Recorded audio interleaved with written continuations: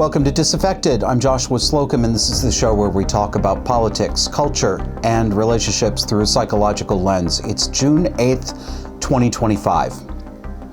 The Civil Rights Act of 1964 was a watershed legally and culturally for America. But it's not the unalloyed good that we have been taught that it is. Modern American mythology is that the passage of the Civil Rights Act was a second freeing of the slaves. Black Americans finally threw off the last of their shackles, and we could buy the whole world a Coke and finally sing in harmony. Now, I'm not questioning the rectitude of banning discrimination on the basis of race. I'm setting you up here and prepping you for what's going to come. I'm also not saying anything ridiculous like black people shouldn't be allowed to vote or that only white people should be fully protected by the law. Okay? The only reason I have to make this stupid disclaimer, and I do have to make it, is that America has been hypnotized into a fantasy land of make-believe black oppression for 60 years since the Civil Rights Act came into effect. Funny how it's gotten so much worse, they claim.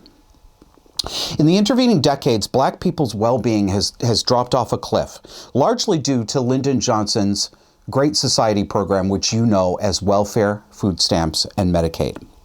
The government made itself the husband and the breadwinner for black women by restricting cash benefits to households that did not have an able-bodied male or man in the house. So this created an incentive for black people not to get married, and here we are. Only around 22% of black people in the mid-20th century were born out of wedlock.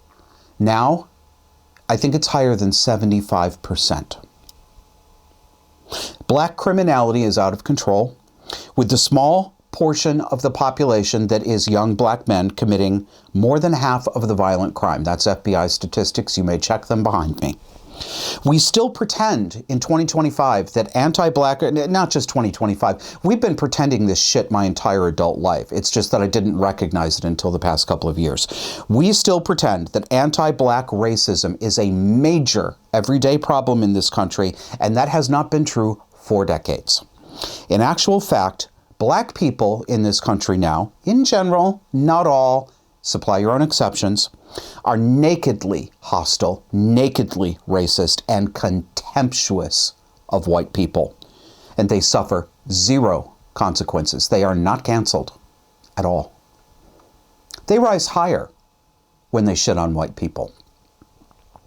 They can mock white people, they can call us racial slurs, they can blame us for problems that originate in their homes or in their communities. They can get entire police forces, including the FBI, to investigate hoax claims that some white man put a noose on a black woman's desk or hung a noose in the garage that NASCAR driver Bubba Wallace parks his car in. Absolutely nothing happens to them. Nothing. Affirmative action at universities since the 70s has allowed underqualified black students into the college at the expense of white and Asian students who demonstrate actual ability and actual measurable good test scores. Though the Supreme Court quashed affirmative action last year, it will be decades, if ever, we root that out. I don't think we're ever going to root it out. These universities are doing exactly what everybody said they were going to do. They're simply renaming their affirmative action programs and trying to do sleight of hand. And it will work. They will get away with it. Well, our attention will be focused on something else. Affirmative action's not going away. You may not know how bad it's been for white people in the legal system who have legitimate claims of discrimination. You may not know, well, you almost certainly don't know it. If all you listen to is mainstream media, you don't know that this is real and that it's been real for a long time. The left and the Democrats, including the courts, have interpreted the Civil Rights Act in a way that turns it on its head and reverses it. Though the law bans discrimination against anyone of any race or any skin color from being discriminated against under the law, case law and precedent has made it such that white people have no legal protections if they have a discrimination claim. Black people do, but white people have been almost entirely unable to win a discrimination claim in the courts for decades. A woman named Marlene Ames once worked for the Ohio Department of Youth Services, and her new boss at one point was a lesbian. Marlene Ames claimed that she was passed over by her lesbian supervisor and demoted, and that a gay man was promoted in her place simply because he was gay, and that Marlene Ames did not get the promotion simply because she was heterosexual. So that's her claim in court. She had several days in court, actually. She did have a lawsuit, and every one of those courts ruled against her at every step of the way. Why? Because she didn't meet the higher burden of proof that so-called majority plaintiffs have to meet. Let me explain this. I've been talking about white people and black people, but actually what's going on here in legal jurisprudence, in case law and precedent, is they have a concept where they evaluate the plaintiff. If the plaintiff is part of what they consider to be a majority or dominant group socially, so that would be like a white person or a heterosexual, as compared to a black person or a homosexual that's in the minority group. The person in the majority has to meet a higher burden of proof to prevail on a discrimination claim than the minority person does. Yes, I'm not making it up. Yes, they actually say it. They don't think there's anything wrong with it at all. That's just been normal for decades. Case law established that white people and straight people had to meet a higher burden of proof than black people or gay people or, of course, trans people. You know, so if you're cisgender, if you're not trans, got to meet a higher burden of proof, because the jurisprudence assumed all along that there was no such thing as being able to discriminate against somebody in the majority. It was unthinkable to them. As ridiculous as that sounds, it was unthinkable. Constitutional scholar Jonathan Turley, he always explains this stuff really well. We've got a few excerpts from him. Quote, "The immediate question before the court was a circuit split." That's when two courts disagree with each other. It was a circuit split over the standard that applies to a member of a, quote, majority group who claims that he or she was treated unfairly based on majority characteristics. The Sixth Circuit, along with the four other circuits, held that such litigants must shoulder additional pleading burdens under Title VII of the Civil Rights Act. This makes me so angry. If you ever remember people fighting over conservative Supreme Court justices who called themselves literalists and originalists. I used to be one of those people who thought they were wrong. The originalists were wrong. No, they're not. They're the ones who are saying, I am reading the plain text of the law. I'm not adding what I would like it to say. I'm not taking away parts that I dislike. I'm simply interpreting the text as it is written. They are clearly correct. Next quote from Jonathan Turley. "Many of us have long argued that this long-standing rule was itself discriminatory and at odds with both constitutional and statutory authority. It was a bizarre interpretation of a law that barred employees from discriminating based on, quote, race, color, religion, sex, and national origin." Finally, Jonathan says, "That would ordinarily require a plaintiff to support a claim of disparate treatment by showing that she applied for a position for which she was qualified, but was rejected under circumstances giving rise to an inference of unlawful discrimination. However, judges began to add their own burden of white, male, or straight litigants. I think he meant to say on white, male or straight litigants, in requiring them to show additional, quote, background circumstances that show the defendant is a, quote, unusual employer that discriminates against majority groups." Do you see it? It's right there. The built-in assumption is right there, that only a rare or unusual employer would ever discriminate against anyone who belonged to a majority demographic group. That's an unfounded assumption, but that is the assumption that has driven this entire project.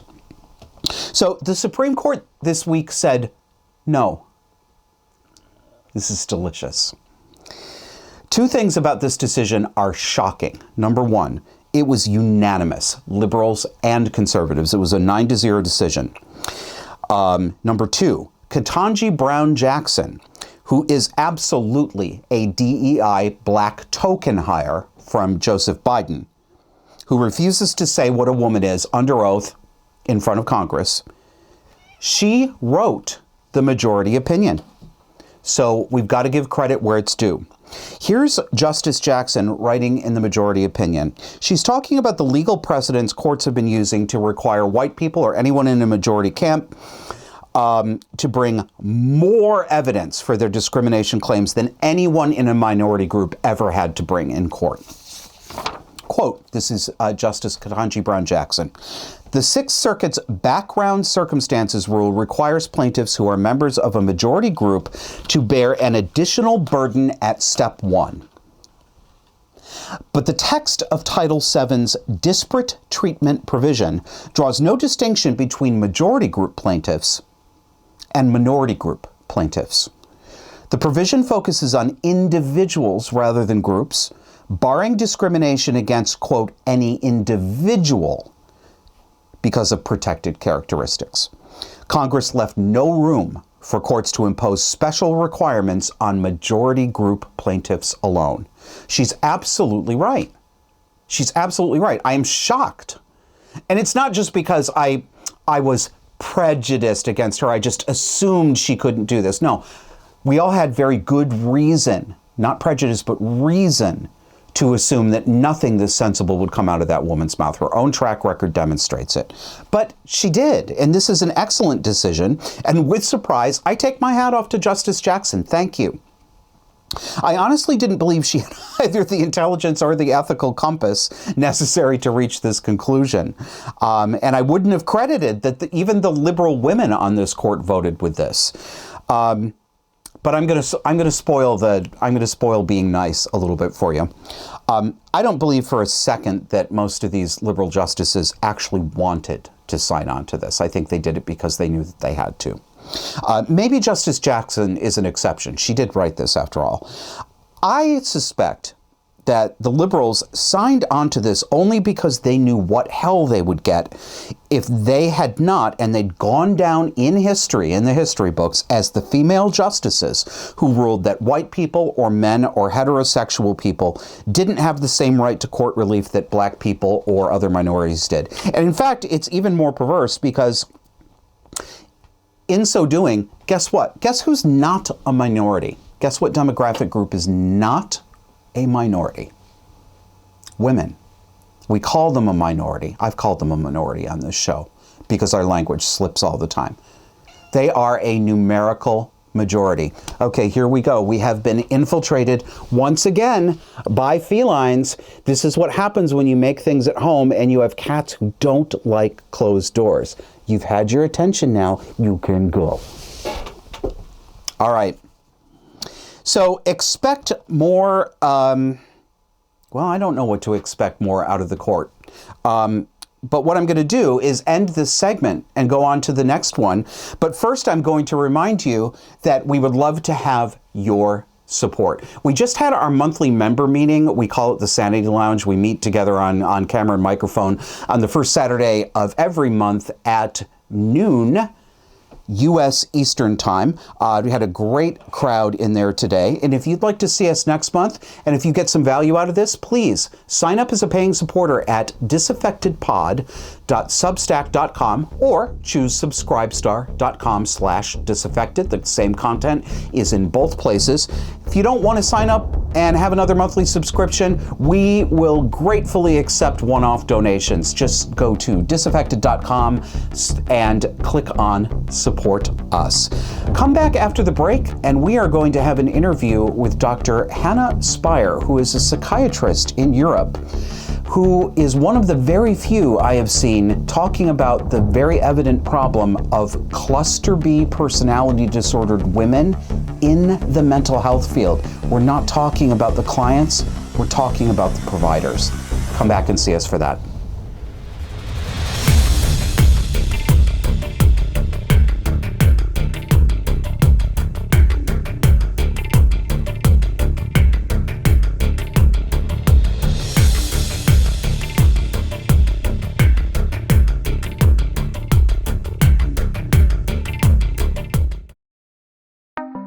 Disaffected is now streaming on X.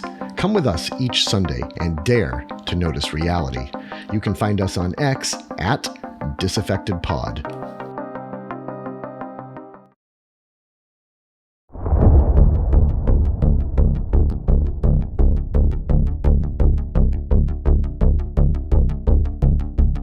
The mental health field has been turned on its head over the past decade, perhaps longer. Actual psychotherapy is designed to do one thing: help the patient change herself or himself. That's it. There is no other thing that psychotherapy is supposed to do. No one ever thought before recently that psychotherapy should do things like enable political activism, accomplish social justice goals that the therapist might hold, or to bolster clients' or patients' belief that everyone else in the world except the client is wrong. But that's what therapy has become in too many cases today. I have clients in my non-therapy consulting practice, because of course I am not a therapist, who have fired their therapists in recent years for the following things. I've got 3 examples for you. One had a therapist who mocked her for being a Trump voter and saying that he understood why she voted for Trump since she had a narcissistic father.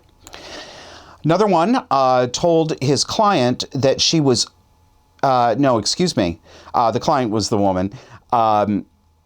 She was uncomfortable with what this therapist called his views on women.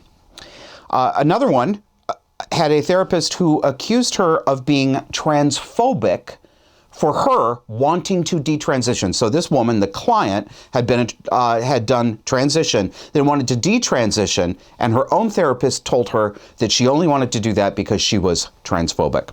So if this behavior by the therapist sounds cluster B to you, I think it's because it probably is cluster B. These are therapists who are displaying behavioral traits of borderline histrionic narcissistic personality disorders. Very quickly, the entire mental health field, to me, seemed to suddenly not notice that its entire grounding, theoretical grounding, had been inverted and perverted.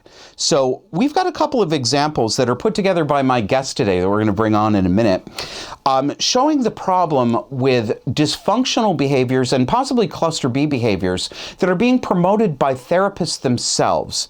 Let's take a look first at the cluster B therapist clip, please, Kevin.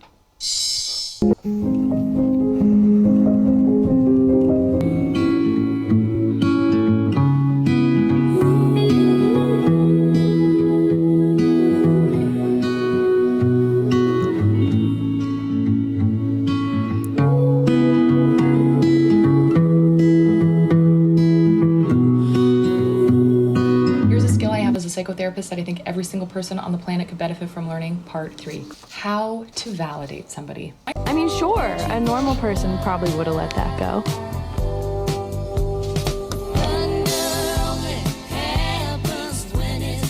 Here are 3 things that you probably did not know about your therapist. Number 1, we think about you. We think about you all the time, whether that's after sessions, in between sessions, if we haven't seen you for a few weeks, or if you're done with therapy and you don't need us anymore. We're wondering how you're doing. We're hoping you're doing well, and we really want to check in.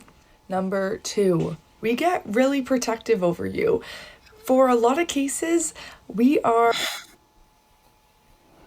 Oh, is that it? Is that enough? We've got one more too that I want to show you here. Let's roll the one called empirical knowledge, Kevin. So positivism, this idea that our research and knowledge must be rooted in logic, empirical evidence. Is it important to have empirical evidence, data, and research? Yes. But can that be the only foundation for how we understand psychology, mental health, and human behavior? No. This is why bad ideas never die in the psychological field. This is how we end up with nonsense like lived experience.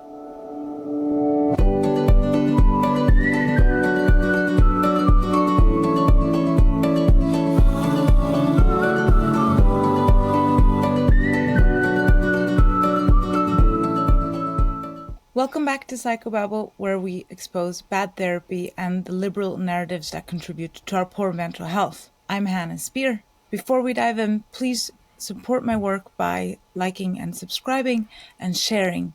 If you become a member, a Psychobabble insider, by going to our website, hannahspier.substack.com, and subscribing there, choosing a subscription option, then you can join us in the Psychobabble Insider members exclusive segment at the end of this, where we'll be talking about internal family systems and my take on that. So Psychobabble was always... All right. And that is the best time to introduce my guest, Dr. Hannah Spier, and psychiatrist and psychotherapist working in Switzerland. Dr. Hannah Spier, thank you for joining us today. Thank you for having me, Josh. It's a pleasure. Hannah, you write on Substack, and do you call your Substack Psychobabble as well, or is that just the title of your podcast? No, so the Substack is a hybrid publication and podcasts. It's all there, and it's called Psychobabble. Excellent. What drew me to you is, I've talked on this show for years now about how it's my belief that we're living in basically a cluster B society in the West. I mean, I'm American, obviously, but these problems are across the Western world. I believe that we've been literally validating and praising emotional dysregulation, narcissistic creation of the self as a victim for attention for other people. And it's infected the therapy world too. And your work jumped out at me because you're specifically saying, hey, we've got a problem with providers, with psychiatrists, psychologists, counselors, mental health professionals, whatever their titles may be, who are displaying the very traits and behaviors that are part of cluster B personality pathology, and you are not afraid to say that you're seeing a lot of this in women. So that's what really drew me to you. So I guess my first question would be, when did you start noticing as a professional a change in the behavior and the practice recommendations that providers were giving to clients and patients? Quite early on, actually, Josh. I did I was in my psychiatric residency, so I was working in a clinic Monday to Friday, and then on the weekends I would do my psychotherapeutic education at the University of Zurich. And so I would learn all these methods from psychologists and psychiatrists at the university. And I would say, listen, I've tried this all week. I tried it the week before, and it's not working. My patients aren't getting better. And I also knew from colleagues that their patients weren't getting better. And I was sort of slowly starting to react to all these people that we kept in therapy for years, and no one seeming to think that was a bit odd. They were very unconcerned with how many patients we had on our lists, how many were on the waiting list, and how few ever got out of therapy. And they told me just trust the process, and gave me the feeling that it was because I wasn't doing it correct or the patients weren't trying hard enough. And I knew that wasn't really the case. And then I started changing my own mindset and reading what they didn't give me to read, and doing things a little bit differently according to my newly acquired conservative values. And I saw that worked a lot better. So that's how I came to it. And then I was working, since I'm a doctor first, and I never intended to go into psychiatry. So that's I think why some things stuck out to me that I was sitting next to. So when you're at a patient intake in the hospital, for inpatients. I would always be there with the psychologist or with the therapist that would then be responsible for the patient throughout the stay. That they needed a medical coordinator, obviously, and that I was responsible for the medical side. And then I would often see these therapists had scars along their arms, or I would meet others in the staircase after, crying on the phone, and I just thought, this is upsetting. This is where people come to heal, and we're responsible for them, and you cannot get it together long enough to do this crying at home. It might seem a bit callous, but those were the things I experienced at the hospital. And so I started looking at TikTok videos, like you saw earlier, and this is a more widespread problem than the few that I came across, but it really just echoed what I had seen clinically. And I do think that generally, the prevalence is rising, and we're bound to see this when more than 80% of the psychological community is female. Okay, I want to pick right up on what you just ended with there. You said we're bound to see this when more than 80% of the psychological field is female. What's this that we're bound to see? What's an example of something that you think we'd see because there's a preponderance of women? Right. So this, the hysterical crying, the drama, the emotional excess, the self-injury, these are cluster B traits. So cluster B is how we characterize personality disorders that are borderline, histrionic, narcissism, and antisocial. That's within this cluster B. And we do have more and more research coming out and saying that these traits are more prevalent than we originally thought. Originally, we thought they were between 0.5 to 5.9%. That's quite a wide gap. So, but maximum 5.9%. That's also what's in the textbooks, what I learned. And then, but when I'm diving into it, I'm realizing a lot of faulty research, a lot of arbitrary definitions. But if you look at people who do research on these traits in college students, you can see estimates up to 32%. Yes. And among these, I include Jean Twenge's research on narcissism, which is firmly in the cluster B category. Yes, Jean Twenge is another one who's done research on this. Let's talk about prevalence rates. So, what we mean when we talk about prevalence rates is, if you look at the general population, what percentage of the general population has a personality disorder like this? Now, it's I should have brought my DSM with me. The Diagnostic and Statistical Manual, which is everybody kind of knows what it is at this point. They give estimates of the rate of cluster B personality disorders in the general population, and their estimates have always seemed laughably low to me. Like, I don't have it in front of me. I should have grabbed it. But I think the last time I looked, the estimate for borderline personality in the general population was somewhere between 1.6 and 2%. I think I'm somewhere in the range there. I don't believe that for a second. I think that's absurd. The claim that antisocial, which most people know as sociopathy or psychopathy, is less than 1%. The estimating narcissistic personality disorder at less than 5%. So I can only guess. I haven't done any studies, but I don't exactly trust these studies. I can only guess. But my guess, as a reasonably educated layman on this, is that population-wide, everybody smeared out all together, we're looking at least 10% of the population with a fully diagnosable cluster, not just traits, fully diagnosable disorder. My own therapist thinks it's higher than that. I've talked to others who think in colleges between 20 and 30%. So, Dr. Spier, how does the DSM come up with these estimates and prevalence? What's their method for figuring this out? Should we trust them or not? I don't think we can trust it. I don't think so anymore, because the the measurements they use are questionnaires, and it's often something like, well, non-suicidal self-injury and alcohol use. That's one of the studies that I took a look at. That had the estimate rate even higher. It was around 12%.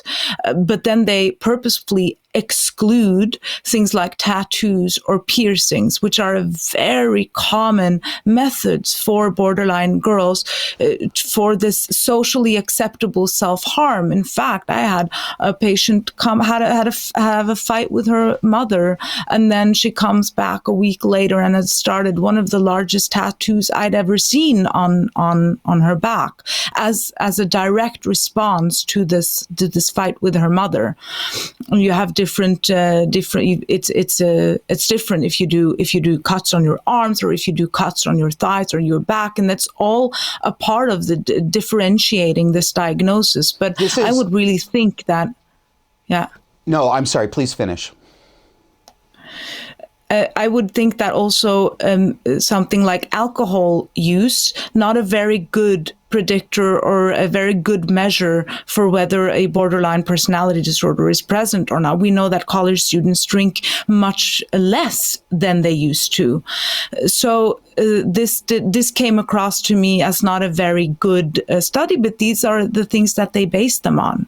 This is astonishing. I want to underline something that you said just a moment ago. It's serendipity. Just, was it last week or the week before? It doesn't matter. Last week or the week before, I did a segment on this show about making guesses and likely judgments about people based on their appearance, their choices in grooming. So, did they get tattoos? Did they get piercings? This, that. It was long known in the psychological literature that a preponderance of tattoos had a strong correlation with personality dysfunction. It was long known in men. I mean, they weren't looking at borderline, they were looking at sociopathic traits in men. But it became very obvious to me that these things, especially in women, were pretty good indicators of borderline personality problems. It is astonishing to me what you just said, that these researchers took piercings and tattoos and deliberately excluded them as possible markers. That Yes. almost sound. Yeah. That has to be deliberate.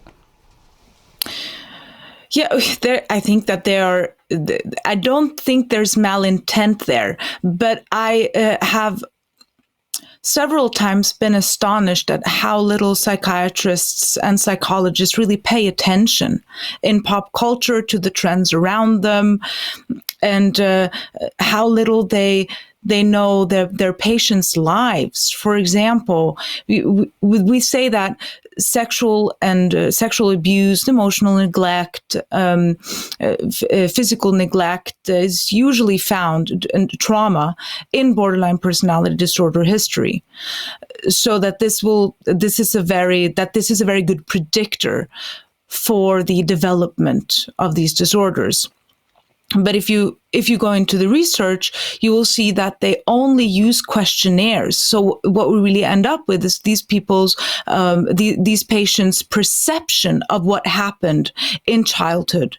Now, I would always try my utmost to include family members into sessions, be it immediately or later. But I would coax until I really met family members of the patients. And every time I was just shocked at the parents that I suddenly sat in the room with, parents that I thought were terrors, were scum of the earth, because all I had to go on was this patient's story.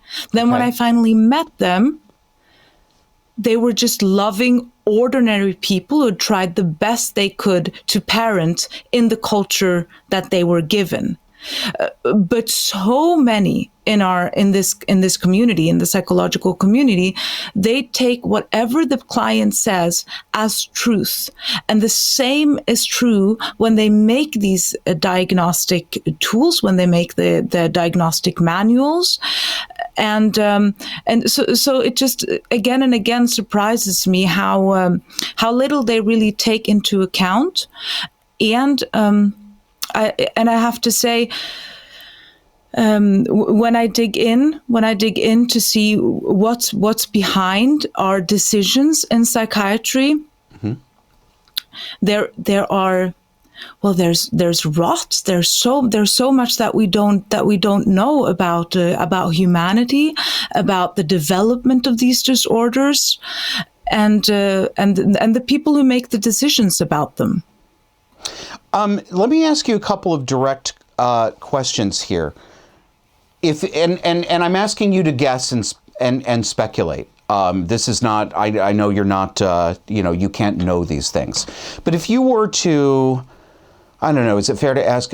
If you were to look at the U.S. population, maybe if that's not a good one, then use a population you're more familiar with. But if you had to make just a guess at the total general population prevalence of cluster B, just cluster B, you don't have to differentiate.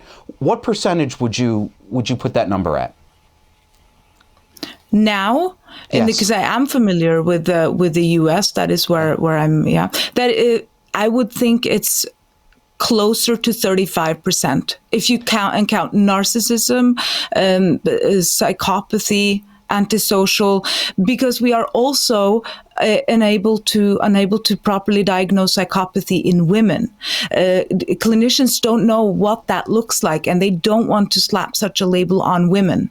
So in all these categories, you have a higher prevalence simply because the way clinicians work, their worldview, which is always liberal, progressive, Yes. and that colors how they name things and the diagnosis. If you read there are two The Guardian articles out now where there are head of research in psychiatry talking about how we shouldn't be using the borderline personality diagnosis at all. They should all be just called complex PTSD, which is something completely different, very new. We don't have measurements for, we're not used to using, but they have just simply decided that that's not a good name because it stigmatizes female behavior. I've seen this all over the place. We're dealing with something called the "women are wonderful" effect, which some people may be familiar with from a paper titled that showed that both men and women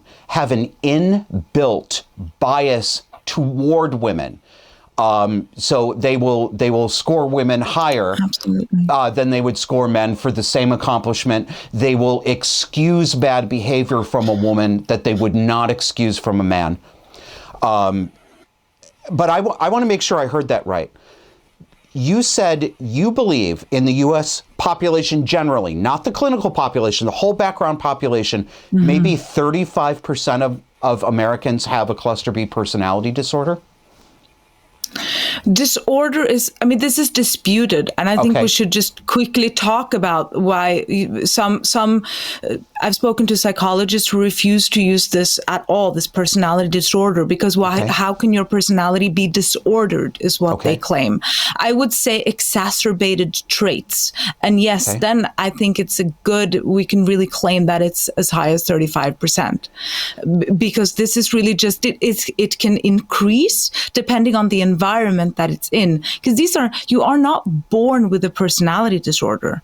This is something that develops in childhood and early teenage years because of your environment, because you are not given what you need for your personality.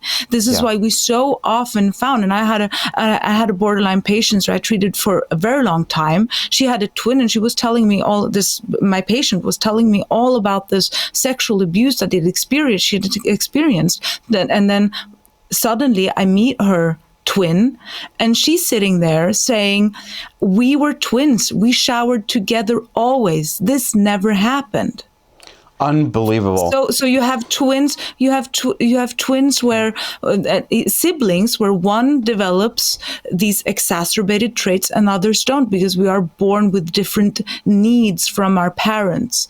And borderline is at the root. It's an attachment disorder, and so many of us are raised with motherhood being outsourced, and that is where we get our attachments. So already, if you have these exacerbated traits like neuroticism, which is borderline is excess neuroticism, and you don't get that attachment need filled, you have that need, it's hereditary, these traits are 40 to 60% hereditary, then your likelihood of developing something that your sibling might never get is much higher. So that's how we end up with this. And it can also increase over if you're in a very high stress environment. And now women, we are told that we are always oppressed. We're told that we're always under threat, that everything's so dangerous, and we're damned if we do, and we're damned if we don't, right? Yep. We're raised with this. We grow resentment in us. And this can also contribute to these maladaptive traits, which aren't actually maladaptive. They are adaptive from nature. We see it in birds. In high predation areas, neuroticism in birds go up.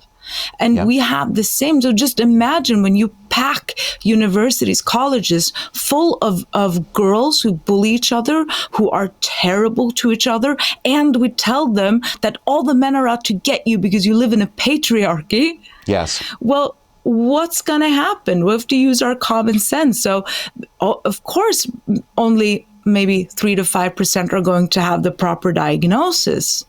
But I think that we're really living in a cluster B society. I do too. Amen. Thank you. Thank you.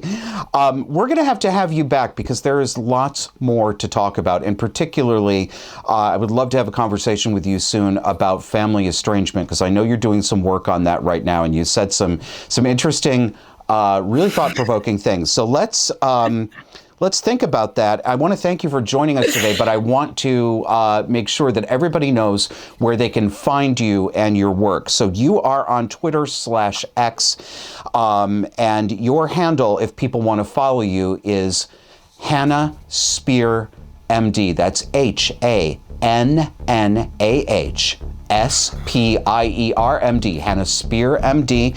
Hannah, where can they find your podcast and your writing?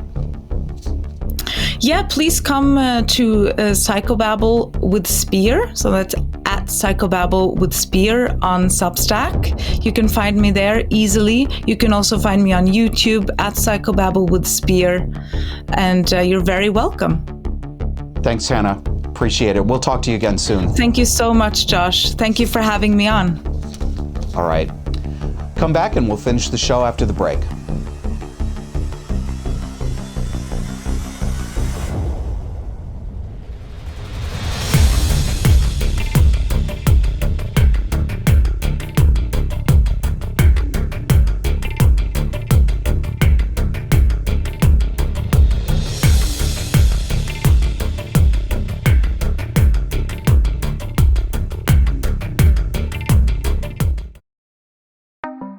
Disaffected is now streaming on X.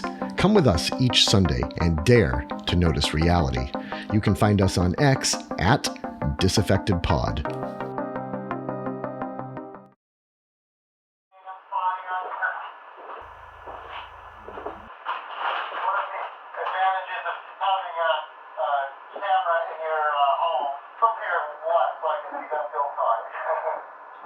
Remember that I can't.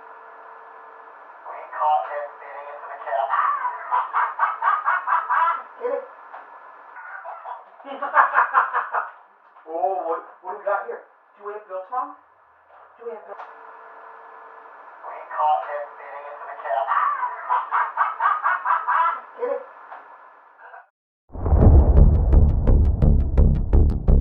Welcome back.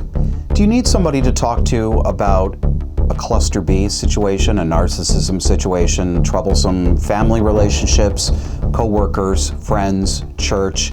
I offer 1-hour video or phone, if you prefer, consultations and consulting for people who are running into problems like this. Simply go to joshuaslocum.net and take a look at my calendar. If you don't see a time there that works for you, just send me an email through the same website that you're already on. Let me know what, remember to tell me your time zone. Sometimes people write in like, I'm only available at 9 a.m. Well, 9 a.m. in Alaska, 9 a.m. in New York. So make sure you tell me where you are. I'm on the East Coast, U.S. time, but I'm happy to make time for people outside of my listed hours when I can. So again, go to joshuaslocum.net. And if you are already a paying monthly subscriber who supports this show, you get a nice discount too. Now, this week you may have heard the news. Gosh, I guess it's about a week old now. Yeah, it's more than a week old. I didn't have much to say about this when it was going on, and I'm glad that I held my fire and thought about it, because I've got things to say about it now. You may have heard about the sex tape scandal involving journalist Glenn Greenwald. I realize that some of you will not have, so I'm going to give you the background. Glenn Greenwald is the journalist who broke the Edward Snowden government documents leak story about 10 years ago. And then he launched a publication called The Intercept, which he left a few years ago when his own company went woke on him. We've all been through, at least if you're close to my age, what seem like endless sex tape scandals. In fact, they're barely even scandals anymore, as you'll see with this one. Pamela and Tommy Lee in the 90s, the Kardashians in the 2000s. So what makes this particular one, this story, worth commenting on? For me, it's the disturbing response from the media, including the independent and conservative media. I've noticed for years that the worst and most debauched sex practices that are common to gay men have been pushed on and adopted by the majority straight public. I've never seen anything like it outside of the back room of an S&M bar. Straight people have been dressing up and acting out sexually in public in ways that you never saw outside of the homosexual ghetto. And I spent a lot of time there. I know what it's like. And I can tell you honestly, that what you see out on the streets looks like that. I'm sorry to say that the vast majority of heterosexuals who are cavorting this way in public are young women, not men. Well, the gay men, of course, are always doing this, but with the straights, it's women. Women have become brazenly obscene. They have normalized being a gutter whore. They call it empowerment, but it's just an excuse to dress like a tramp for male attention and female rival jealousy. When someone notices and calls these tramps the tramps that they are, they scream about misogyny. They claim they are being abused by a bad man. In other words, like the gay men they've modeled themselves on, these women display borderline personality behaviors. The fagification of straight and public sexuality is a serious cultural sickness. So wedded are we in this country to the idea that love is love. So committed are we to the idea that the only thing that matters is that it's two consenting adults. As long as it's consenting, it's just fine. Always. We're so committed to these things that even conservatives now approve of flying your freak flag.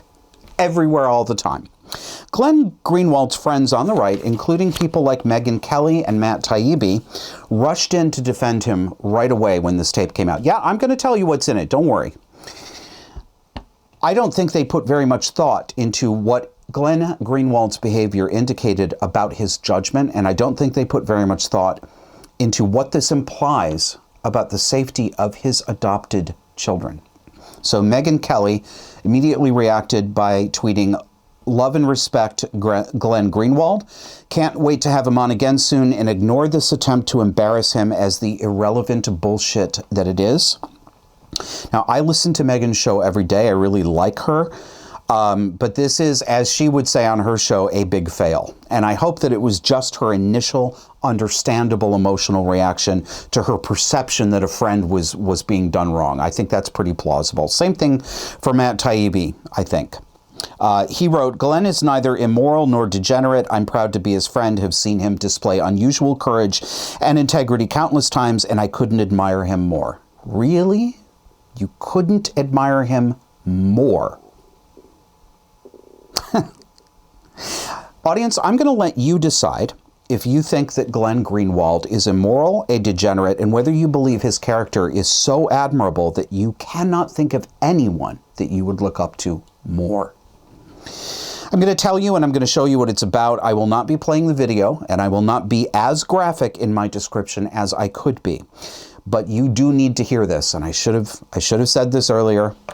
Kevin even reminded me, and I still forgot. If by any chance you have children who are listening right now, you need to turn this off. You need to send your children out of the room. This is not something kids should hear. Obviously, Disaffected is not a children's show, but you never know. Here are the basics of what happened. Glenn Greenwald appears to have retweeted himself a post from a prostitute that Glenn Greenwald hired, a male prostitute. That post that Glenn appears to have retweeted contained about a 3-minute sex video. Many people are claiming that Glenn Greenwald must have been hacked, or that Israel or Mossad or someone else got into his phone and is blackmailing him. I don't believe this is likely. These commentators are ignoring the photo evidence that Glenn Greenwald retweeted this himself. Here is some of that evidence. We'll put it on your screen.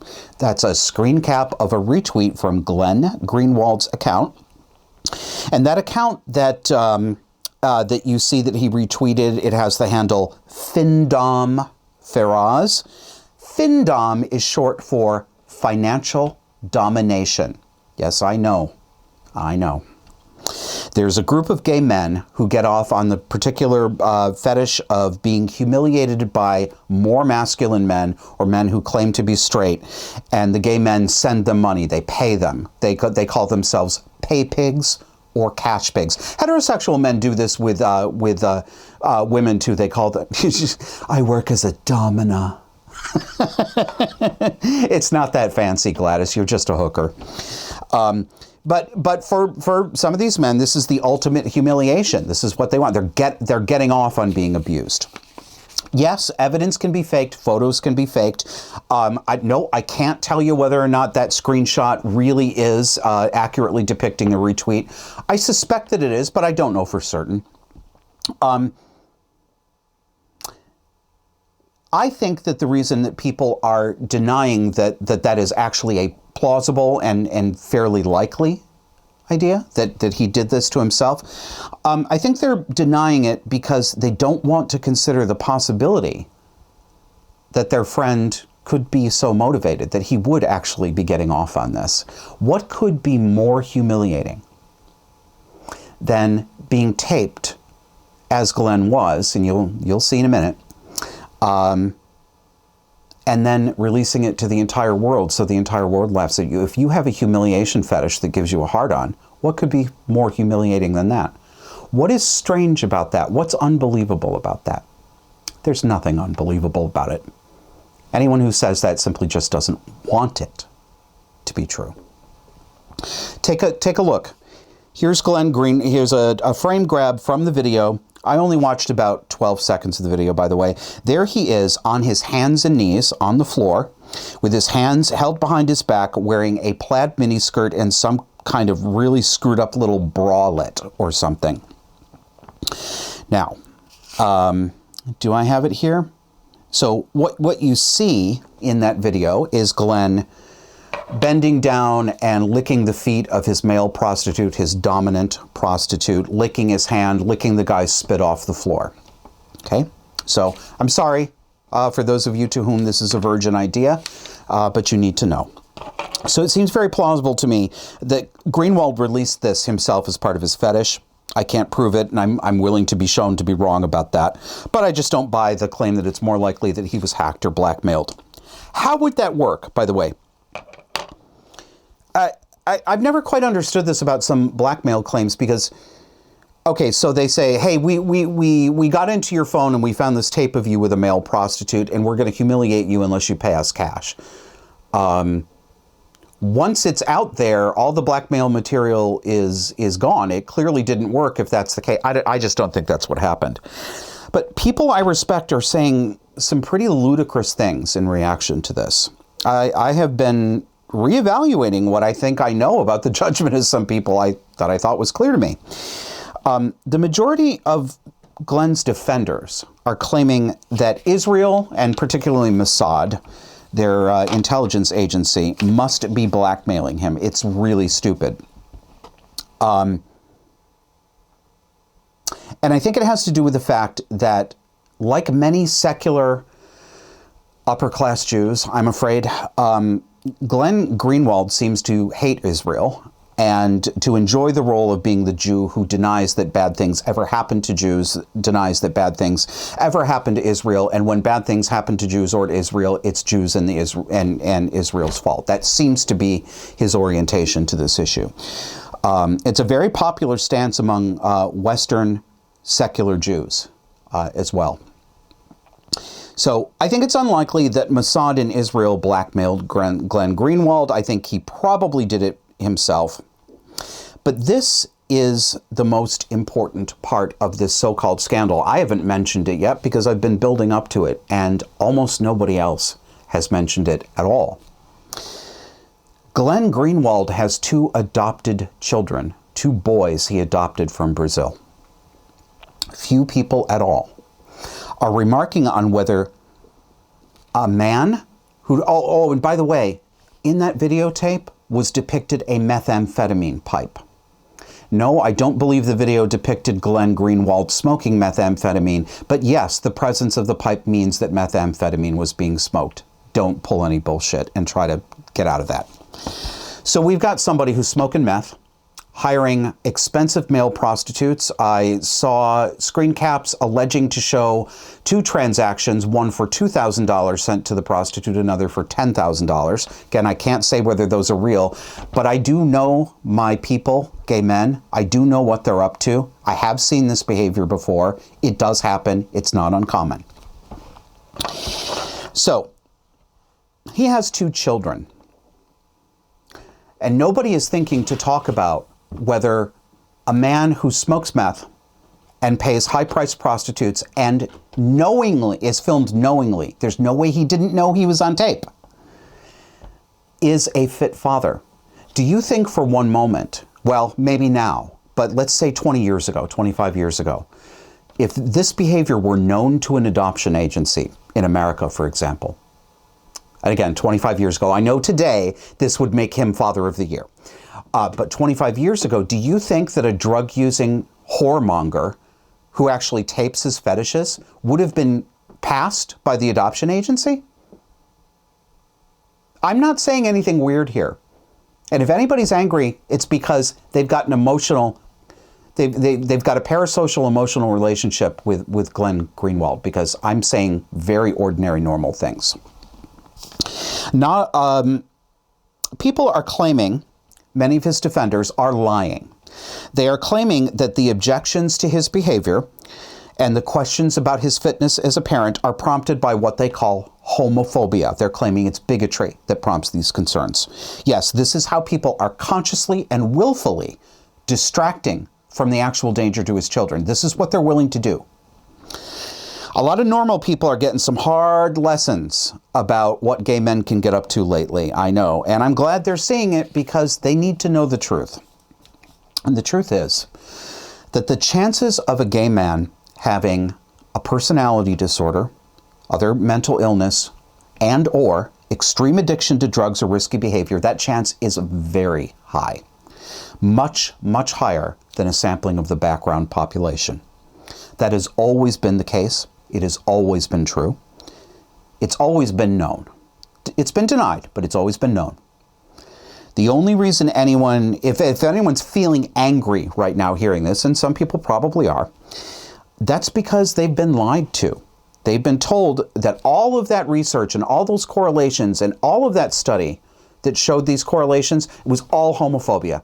It was all just trying to hurt and kill and deprive gay men of their franchise. It's very convenient. What you'll see in the Greenwald tape is not just a small minority either. I don't know how many it is, but it's not 5% of gay men. Gay male sexuality, and I realize that gay male sexuality is not synonymous with everything Glenn Greenwald does. I understand that. But overall, gay male sexuality is, in my view, usually a trauma response to child abuse. Not everyone. I do know gay men who don't fit this profile, but they are the statistical outliers. I certainly fit this profile. And I'm not saying it's the case for every gay, and I know gay men who come from loving families with stable parents. I really do. I'm not just saying that to cushion it. So if you are one of those gay men, please don't personalize this. Please don't personalize this. I'm not talking about you. I'm not doing you a harm. I'm not hurting you. I'm not out of line, and I don't have to be quiet. Okay? You are able to hear this, even if you don't like hearing it. But that pattern, what is that pattern? What do we find in the life histories of so many gay men? Well, you know, I'm pretty typical. I never met my father. My mother was a narcissist and a borderline. She ended up marrying a man, my stepfather, who turned out to be a wife beater, a child beater, a pedophile. He didn't do it to me, did it to my sister, his own daughter. And he tried to murder my mother while his 3 children watched. This is very often the kind of man that borderline women go after. Crazy men. My mother emotionally suffocated me as a child. She turned me into a surrogate husband. She made me her best friend when she wasn't beating me. She told me sexual secrets about her private life that no child should ever know, and when I was still a minor. You know, basically, as you all know, longtime listeners and viewers, I had the mommy dearest childhood if it took place in a trailer park, right? So as a young man myself, I lived that same libertine, lascivious, excessive drugging and drinking lifestyle that we now call fabulous. And it left me even more emotionally broken and an alcoholic because of my own very unwise, self-destructive choices that I made as a grown man. I've been raped at least once after being drugged, roofied, Rohypnol. I have a lost week as a teenager that I don't remember. It started out as a trip to Provincetown, but I was kept drugged for an entire week by a group of older men. I have no idea what occurred during that week. None whatsoever. And I've been strangled by a male prostitute who I literally did not know was a prostitute because I put myself in a dangerous situation when I was out drinking and drugging and clubbing. My story isn't even that extreme compared to what many gay men have experienced. So gay men are a trauma population, largely. Being traumatized in childhood is the common life history for gay men, not the outlier, the common one. It's more unusual to find a gay man who had a very stable childhood. And that leaves predictable destruction in our personalities, our emotional processing, our self-image, and our impulse control. Straight America, you have been lied to. And gay America, you have been lied to as well, and you're participating in the lie. The gay life is not about rainbows and self-actualization, and most gay men don't want a white picket fence and a husband and 2 children. The gay lifestyle is about the repetition compulsion of trauma. We've put a glow up on personal tragedy and called it fabulous, and it breaks my heart and it makes me upset. And I don't hate other gay men who live their lives this way. I don't have hatred for them. I was them. But I was lost and I was very lonely. And I'm still, don't believe me, I'm lonely now. I mean, this point of view from a gay man at 50 is not filling up my dance card. But when I lived that life, I was killing the good parts of myself, the parts that meant something. And I might have killed myself entirely if I hadn't put down promiscuity and drinking. And my way isn't everyone's way. This is a description, not a prescription. But I've decided to deal with this by remaining single and celibate. I've been that way for about 7 years. After decades and decades of promiscuity, I see things now very differently than I did when I was a drinker and I was sleeping around. The past can't be changed. And the best thing you can do is learn from it. We have got to come to grips as a culture with the reality of what the modern gay lifestyle is really about.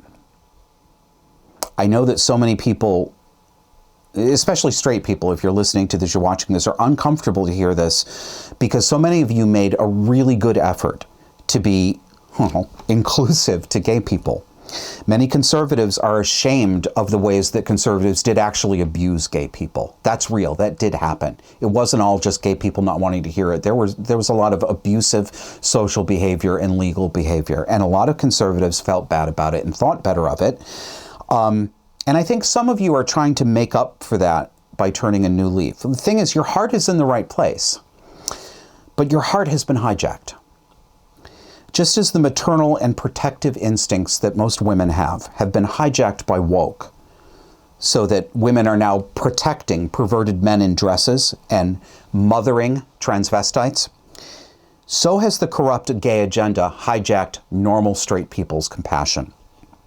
It has used your emotions and your goodwill and your love, frankly, to shut down your brain and your thinking. Nobody listening to me right now, were it 10 years ago, no one listening to me right now would even consider going to Glenn Greenwald's defense, even just 10 years ago. Many more people would have immediately pointed out how this behavior obviously demonstrates he's not a fit father for 2 adopted boys. But in 10 years, many people became convinced that they needed to pretend in public that they thought men can become women, that children can be born in the wrong body, it's evil to have national borders and vet people coming in, and that child sex changes are a form of love. That's how quickly our morals have been reversed. Please take a step back. Remember your own personal history. Remember what your life was like over the past 2 or 3 decades. Not just the past 5 years, but the past 2 or 3 decades. And ask yourself some questions. Have you been swallowing a bunch of immoral bullshit that built up slowly over time and you didn't notice it until you find yourself feeling more protective towards someone like Glenn Greenwald than you feel protective toward his children? It's a lot to think about, isn't it?